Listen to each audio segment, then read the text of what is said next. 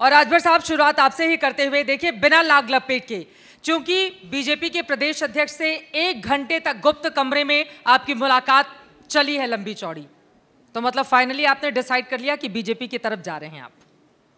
हमने सत्ता छोड़ी, उसी दिन मैंने कसम खाई कि जब तक उत्तर प्रदेश से भारतीय जनता पार्टी की विदाई नहीं कर दूंगा तब से चैन से नहीं बैठूंगा। मिलना जुलना तो होता रहेगा। मुलाकात में कौन से विदाई करने गए थे? हम तो मुलाकात तो हमारी स्वतंत्र देव जी से कम से कम जब से प्रदेश अध्यक्ष बने हैं 4 बार हो चुकी है। क्या कहते हैं देव साहब, क्या कहते हैं आपसे? बंद कमरे में आप लोग चाय की चुस्कियां लेते, कड़वा कड़वा बोलकर जाके जलेबी खा रहे हैं आप उनकी? नहीं नहीं, ऐसा नहीं है। आपको मैं गारंटी के साथ कह रहा हूं, 2022 में ये जिन छोटे दलों की बात आपने किया, ये छोटे नहीं हैं। आपने कहा ना कि घाव करे गंभीर।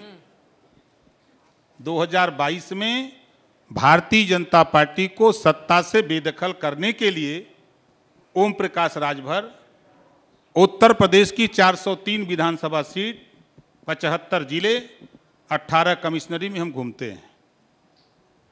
यहीं बैठूंगा, फिर आप ही के चैनल पर तब बता दूंगा। कभी आप इस पार दिखते हैं, कभी आप उस पार दिखते हैं, बड़ा मतलब कंफ्यूजन है आपको लेकर।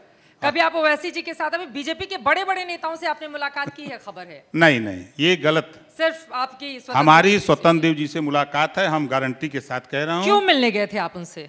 हमारा शिष्टाचार है, भाईचारा है, हम बराबर मिलते हैं। वो भी परिवहन मंत्री थे, हम भी दिव्यांग कल्याण मंत्री थे, तो मिल के उन्होंने समझाया होगा ना आपको कि बीजेपी के खिलाफ बहुत बोलते हैं, थोड़ा कम बोला करिए, हमारी तरफ आ जाइए, फायदे में रहेंगे, इतनी सीटें दे रहे हैं, ये सब आज बोले तक आपको? मुझे कोई समझाने वाला नहीं मिला। मेरे माँ बाप ने मुझे सिखाया है कि कदम बढ़ाए हो तो गर्दन कटा लेना, लेकिन गर्दन झुकाना मत कहीं।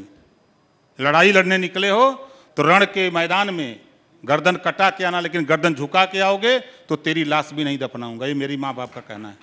राजभर साहब तो यहाँ पर तेवर दिखा रहे हैं और बीजेपी के नेताओं की आप ही पर सबसे ज्यादा नजर है, लेकिन निशात साहब, आपको लेकर भी बड़े सारे सवाल हैं।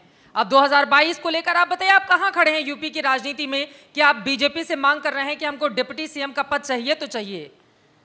पहले तो मैं इस चैनल को बधाई दूंगा कि कम से कम पिछड़े इस देश को आज़ाद कराने वालों को आज 70 साल में पहली बार मौका दिया। 1857 की आज़ादी में हमारे लोग कूदे थे, लगभग 100 साल लड़े और देश आज़ाद हुआ। हमारे लोगों ने संविधान लिखाया है। संविधान की सूची में हम लोग सूचीबद्ध हैं। अंथा सेवन अंगार कमेटी का रिपोर्ट कहती है 578 जातियों ने इस देश के लिए अलग से कुर्बानी दी है, तो देश आज़ाद हुआ। संविधान बन गया, मलाई खा रहे 70 साल से, तो क्वेश्चन तो मलाई खाने वालों से पूछना चाहिए आपको ना।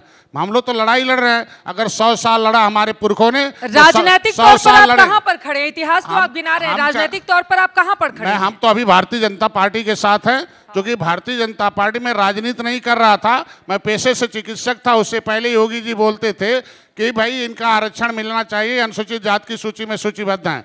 सदन में बोलते थे, सड़क पर बोलते थे। मैं एक बार रेल ट्रैक आंदोलन किया था, उसमें हम लोगों को फर्जी 302 का मूल्य बना दिया। उस समय भी योगी जी बोले थे। 2019 में भी बोले थे कि मछुआरों का आरक्षण हम लड़ाई लड़ेंगे। तो जो सरकार बोलती है कि आरक्षण हम देंगे, जिस समाज का हिस्सा देने की बात करते हैं, तो नियम बनता है राजनीति में कि उसके साथ रहकर समाज के हिस्से को दिलाया जाए। जिस दिन सरकार नहीं देगी आरक्षण, उस दिन सोचा जाएगा ना। अभी तो 72 घंटे में अगर समय सीमा दी है आपको सरकार ने कि इस समय तक हम आपको दे देंगे, निश्चित रूप से 70 साल हमने सबको दिया है। 70 साल बनाम 7 साल, मैं तो 7 साल से राजनीति कर रहा हूं, और 7 साल में जो इतिहास हमने डॉक्टर संजय ने और निषादों ने लिखा दिया है कि आज देश में निषाद जिधर रहेगा उसकी सरकार बनेगी। और जो 2010 के बाद शुरू की है, 70 साल का इतिहास लेकर आप सामने आ गए हैं। कहता हूं आप बताइए राजनीतिक रूप से कहां खड़े हैं आप? चौथी बार ये सवाल पूछ रही हूं। अगर 72 घंटे में अगर सवर्ण का आरक्षण लिख सकते हैं, जो उसमें लिखा नहीं गया है, हमारा तो लिखा है ना। 27% तो पिछड़ों को मैं कहता हूं हम तो पिछड़े में नहीं है। हम तो 31 दिसंबर 2016 को अखिलेश जी ने निकाल दिया, राज्यपाल ने नोटिफिकेशन जारी कर रखा है। आज पिछड़े का अगर मिल रहा तो फर्जी है ना, राज्यपाल ने दस्तखत कर रखा है। यही तो काम हम यही चाहते हैं कि जो उस सूची में सूचीबद्ध है उसमें राजभर भाई भी हैं। राज्यपाल ने नोटिस दे रखा है कि ये केवट मल्ला, बिंद कश्यप, कहार, धीवर, रैकवार, बातम, ये पिछड़ी में नहीं है। दोनों लोग एक तो नहीं हो गए हैं। हम कहते हैं आप संविधान दोनों लोग तो नहीं एक हो गए हम कह रहे हैं कि जब लिखा हुआ है, राजभर जी की बातों में हाँ में हाँ मिला रहे हैं आप। मैं कह रहा हूँ कि जब वो राज्यपाल ने हमें निकाल रखा है और हम पिछड़े से निकले हुए हैं, वो कागज अगर दुरुस्त होना चाहिए ना। पिछड़े से निकले हैं, अनुसूचित में हमें स्टे दिया गया है। हम कहते हैं लड़ाई अरे आप हमारा सरकार- हमें संविधान का मिलना चाहिए ना। हाँ,